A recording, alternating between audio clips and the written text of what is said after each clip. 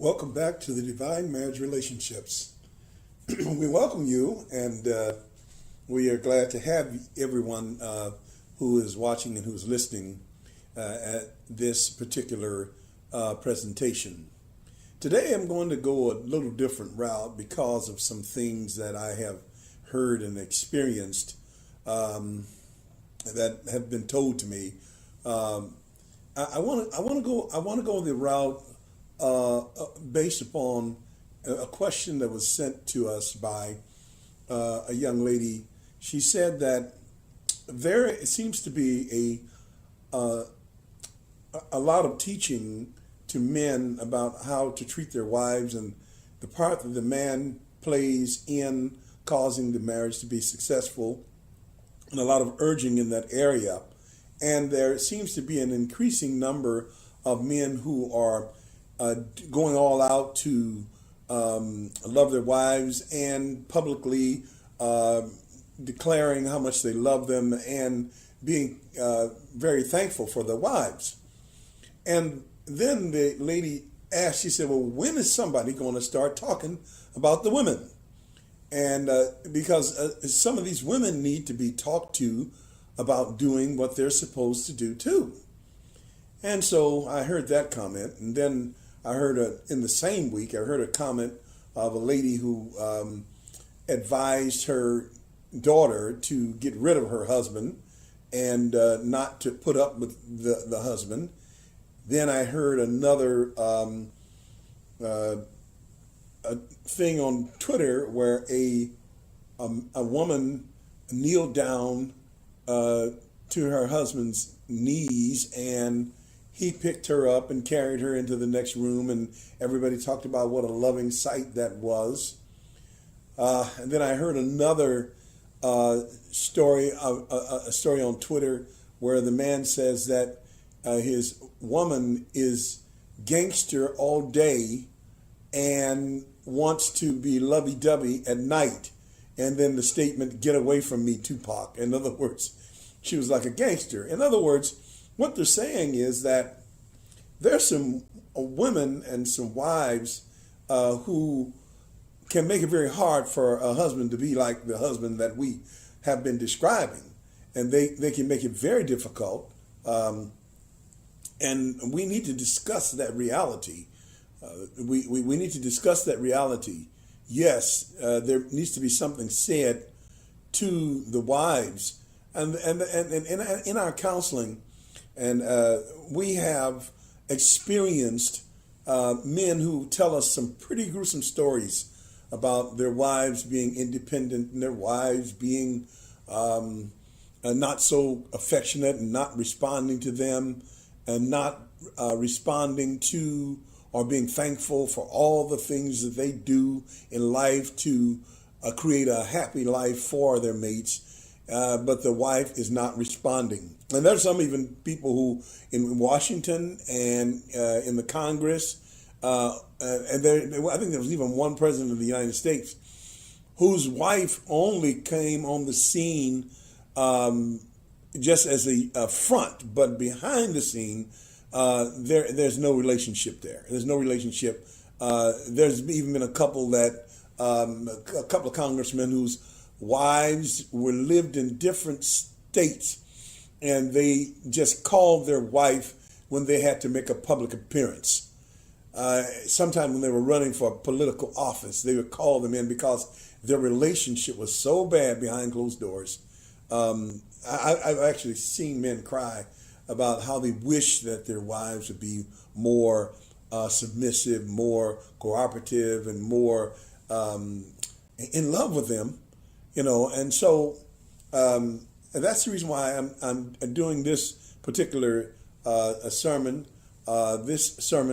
Wives, submit yourselves to your own husbands. Submit yourselves to your own husbands. And that's our passage today, and that's where we're coming from today. Wives, submit yourselves to your own husbands.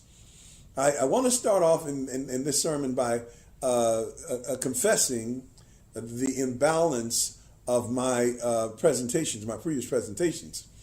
My balance was towards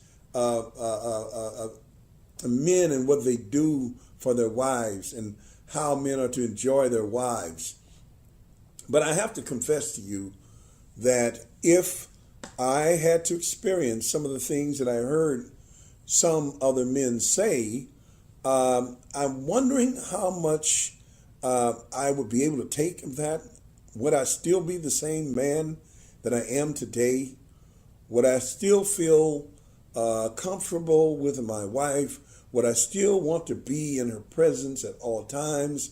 How would I feel if I experienced some of the things that the other men told me that they had experienced?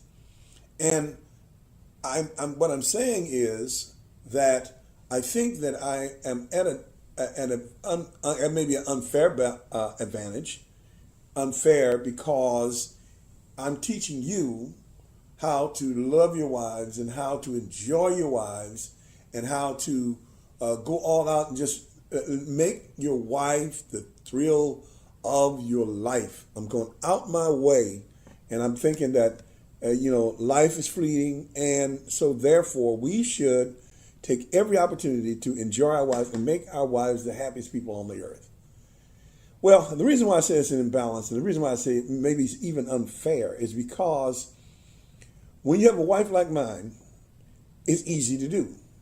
That's easy to do. Now, it has not always been that easy. Like I say, we have times of challenge and trouble, and we really had times of adjustment, times when we didn't agree, times when there were situations that made it difficult. I remember when my wife was really working very well on her health, and I wasn't. I was running high blood pressure and was overweight, and I just wasn't focused like she was. I mean, she had to deal with all of that, have to live through all of that, and when I had problems trying to adjust in the marriage, trying to sort out our particular roles that we play, and there were times when there were people trying to destroy the marriage. There were men who were pointing at me and saying, "You still want this guy?" And all of these kinds of things, and I'm not telling you everything, but out of all of that, in 38 years, my wife, I'm going to say this, and I hope you all understand what I'm saying, has never had a headache. She's never had a headache when it came time for us to express our love to one another. She never made a mistake, and she was always there, always trying, always. And if she ever tried to convince me of something, it was really basically for my own good. And so she has been faithful like that throughout the years. And she has always wanted her husband to love her and wanted her husband to say good things to her and to love and to cherish her. She always wanted that. Even if there were times when my spirit just wasn't going to say that today. She lived through that, and she lived through that. She lived through many things and changes and challenges, but she never would reject me. She never would say, "Get away from me. You don't have a job, or you don't have a car, or you don't have this." She knew all that stuff would be coming.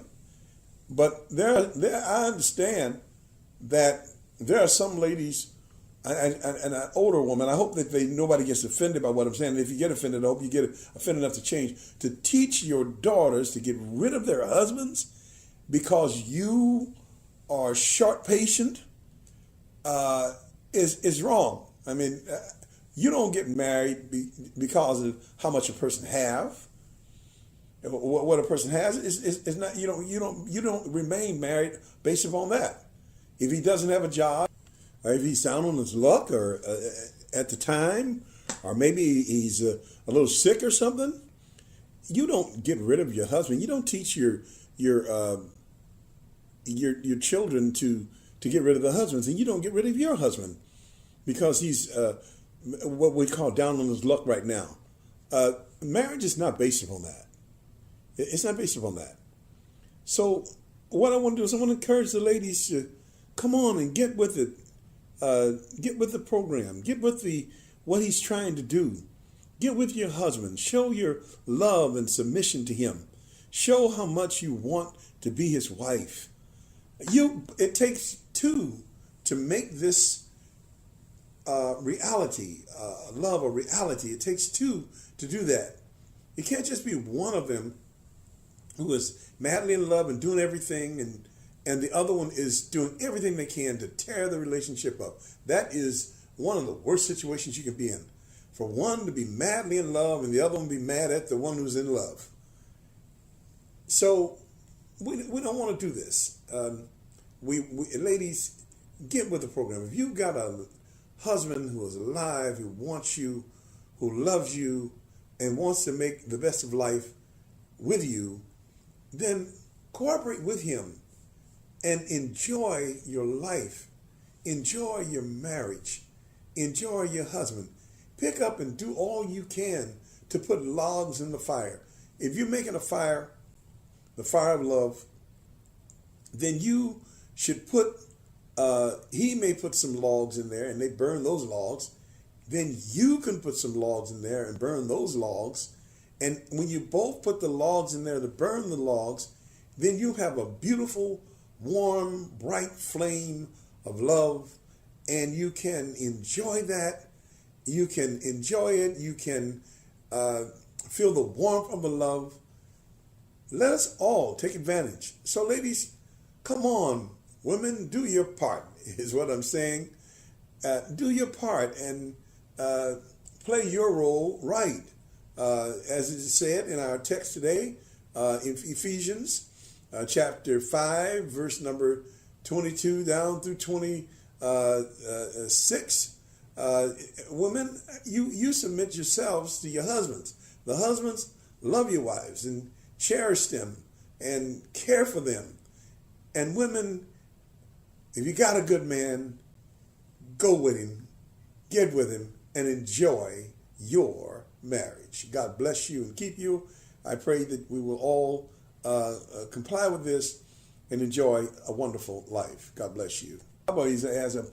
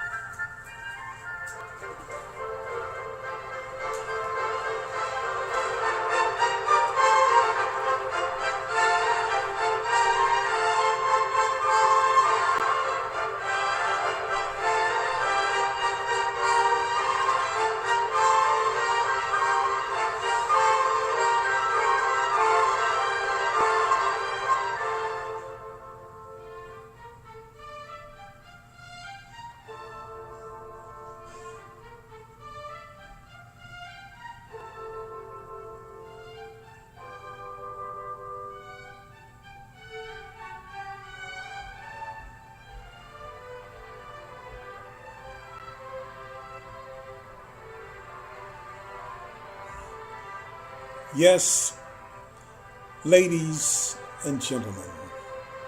Ladies, if you lend yourselves to, commit yourselves to the love of your husband, you can be a great blessing to him. Let your love flow. Do all you can to have a wonderful marriage and a wonderful life like we do. It's the best life when you both work together to have a divine marriage relationship.